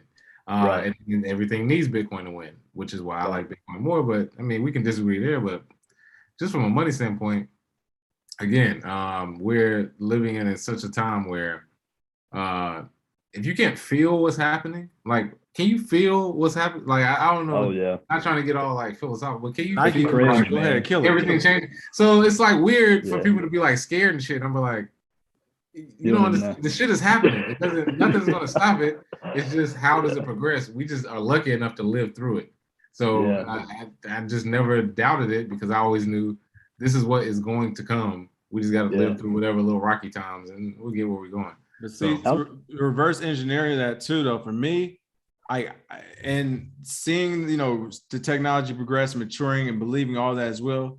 The reverse engineering part is like, well, damn, I didn't know these banksters and regulators was really gang. You know, they light you up. Hey, I was joking, then they yoked me up in the room one day. I was like, oh, y'all for real? I was just playing. Like, okay, it's crazy. So I mean, who would have thought the lengths they've been taking it, and like in broad daylight? But how do they do that? How do they do that? They don't know. You sprinkle some PPP loans. You sprinkle free money, free this, free that. That's crazy. Next thing you know, hey, they getting 10,000, so they don't care if I'm getting 10 million or 100 million, like whatever. So how can they regulate it? How can they regulate it if they don't understand it? That's what kills me. How you gonna tax me on something? They just started with DeFi protocols. How long do you think it's going to take them to get the cross-atomic swaps to NFTFi, to all the way to green NFT, all the way to time lock swaps? I mean, we got so much technology coming so fast. Every time we try and stop something, it's going to be 2-3 years in the future. Next thing over. Yeah. Do you think they're using like devs to help them, like developers? I don't think we're there yet. We're not there yet. $10 trillion market, they might start doing it. You'll know. You know how you'll know when they have devs? Because that will literally be the talk of the town. Like that would be on the like, yo, you know how much the government is or is not paying, or X, Y, like it'll be the talk. But Tyler, definitely want to thank you for coming on again. We're gonna do some last 10 minutes of Q&As and getting some messaging out. But again, thanks for coming and sharing everything you can about the healthcare industry and how to say it. Consensus Health. Is this Consensus Health? Consensus Health, Okay, I feel like I didn't want to add another syllable. No, you do. Hey, add whatever you want to. It's your show, man. Do what you want. But hey, if there's anything I can do for you guys in the future, you just let me know, man. It's been a pleasure hanging out with you guys tonight. I really appreciate you letting me come on. Appreciate that, man. I hear you all can get that activist, so I'll let you know. All right, sounds good. All right, check you out, man. All right, see you later. Just kidding, folks. Oh my God, we're not endorsing it. Some of the quick comments. So again, for everyone in the weight room, we have about 8 to 10 minutes. We'll take some quick Q&As. Let us know what's going on. Jake Fever said, chat to be real. I'm in my 30s, so if crypto goes to zero, I don't care. There we go. And Carino said, I even tried sprinkling free money into my wine glass. There we go. Yes. What else we have? Zay, what's going on? Not much. I'm trying to figure out why my hands are such a different color from my face. I need to get in the sun, I guess. Hey, Zay got cloned, y'all. I meant to tell you. You a fool. Out of everything I thought you were gonna say, that wasn't it. That's hilarious. Oh yeah, you know I gotta hit you with a curveball at least once a show. But I love the fact that we can just do straight Q&A and go straight through with all our warriors here. Let me see what we got. I don't see anything right now, so nothing from me, man. All I would say is shout out to Bitcoin Vegan Justin from Bars to Bitcoin. His book is out now. Go grab that if you haven't already. from bars of Bitcoin, his journey, after getting out of jail and then going from that into Bitcoin, starting his own business. So yeah, shout out to him. Shout out to Bitcoin Vegan, Justin, Bitcoin Vegan in the house. Oh yeah. Other than that, as always, you can get our masterclasses on the website, gentlemenofcrypto.com. Jake Fever said blackface, light skinned hands. Everybody's saying LOL. It's the AI element. It's got the AI element. It's lighting. All right. Other than that, I guess we're going to end the show. We're about to end the show. Yeah, it seems like it's about in for me. I mean, I'm trying to see if some people can throw out some names. What do you think this show should be called? Oh yeah, what's the name of the show? We might have to wait to name it again. Let's just wait to name it till we just. That's what I said. I'm just trying to see some suggestions. But you are right. I do remember the whole thing. Because last time we got lit first intentionally. You remember we was like, yo, we just gonna just get lit and figure out, we have. And then we saw the Gentleman of Cali on there, and then I was like, what about Gentleman of Crypto? And then it sounded good. We just went with it, but we had a bunch of names. But yeah, let's let the crowd choose. Throw out some names out there that might see something pop up at the end. Let's see. Jake Fever said I wanted to start my own channel, but give me some ways to help. I mean, definitely we're all for more crypto channels starting. Let's make sure that happens. But if we ever have anything, we'll definitely reach out as well. Of course, always feel free to call in on our Fridays. Have people come up in here. Oh yeah. Masterclass, I could say masterclass for the next 10 hours to be real. Oh yeah. Yeah, let's just talk about the masterclass, baby. Masterclass is great. Oh, the newsletter. Shout out to Leroy Forbes and Mike. The newsletter came out. Bro, you did that. You had me dying. Our newsletter came out today. I'm trying not to laugh right now while I'm talking about newsletter.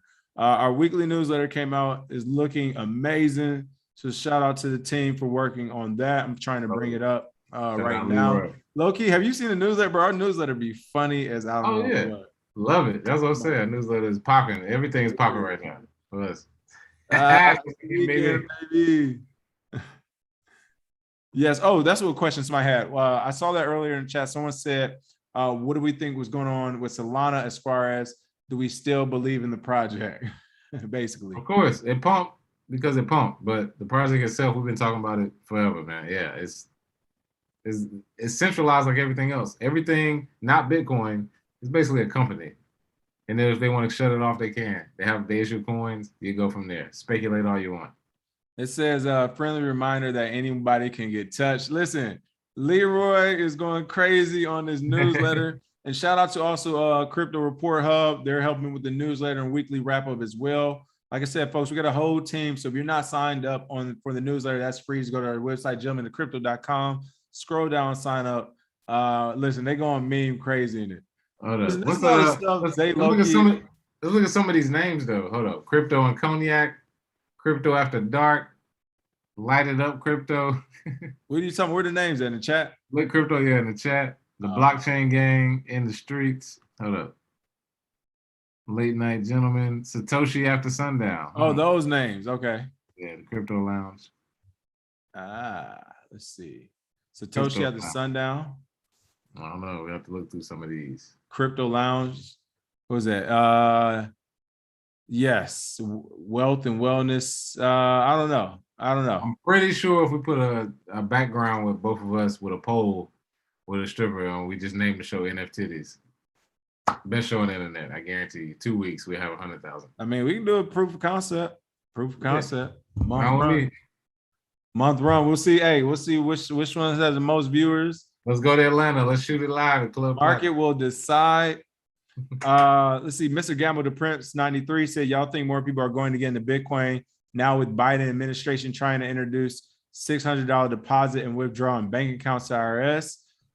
I don't think that has like too much to do with as far as like someone's decision, because if like the people that's going to it's going to affect such a large sum of people already, that those people were already in the crypto who were or not. Like the person who had like $900, I'm like, oh shit, I need my Bitcoin wallet. Like, you know what I mean?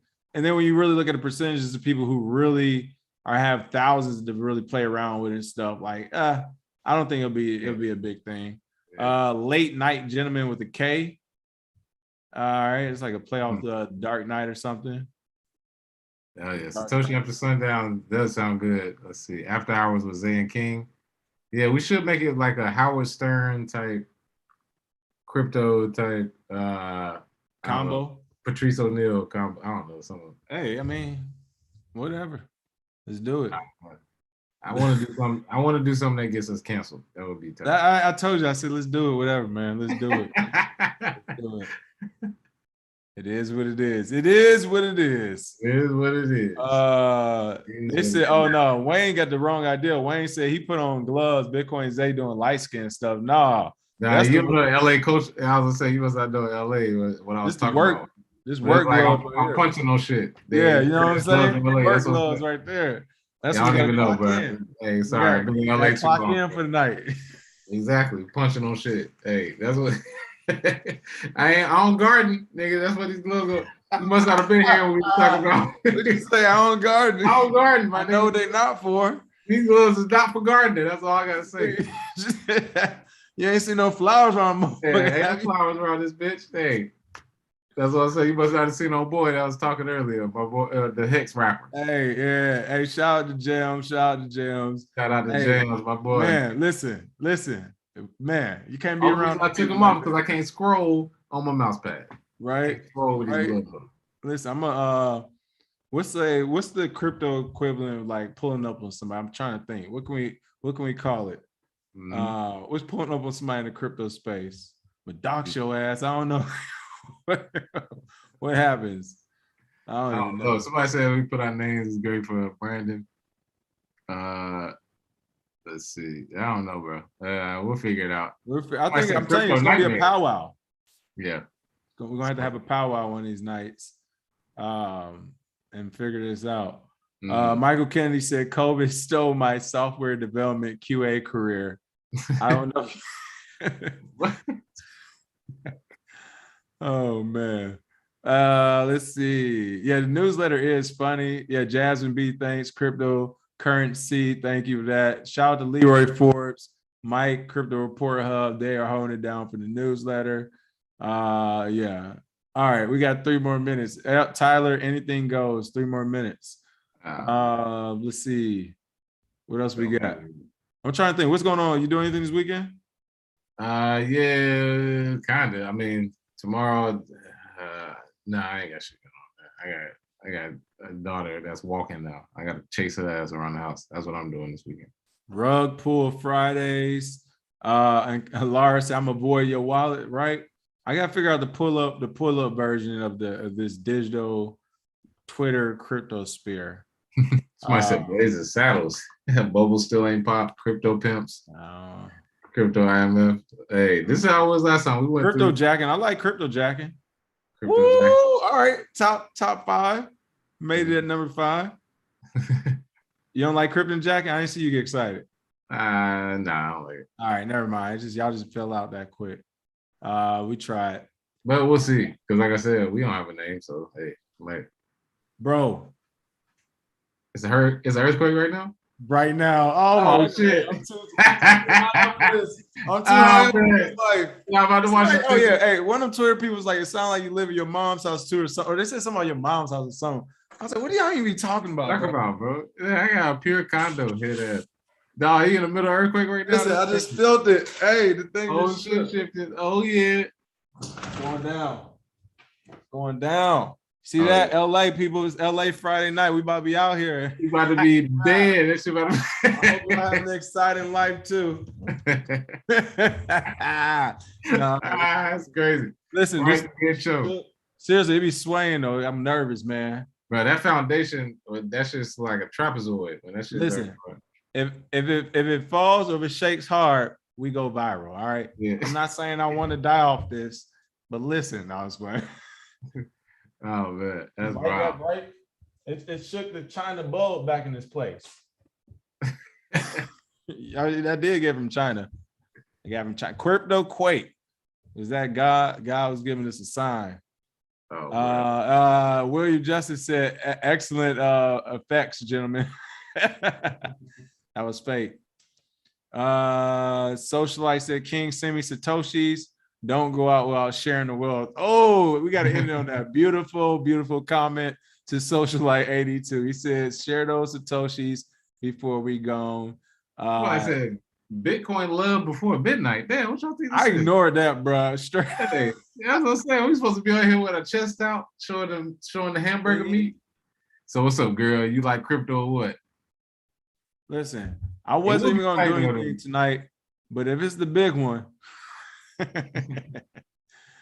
hey, if the big one just happened, the big one's coming. I might have to see what's going on.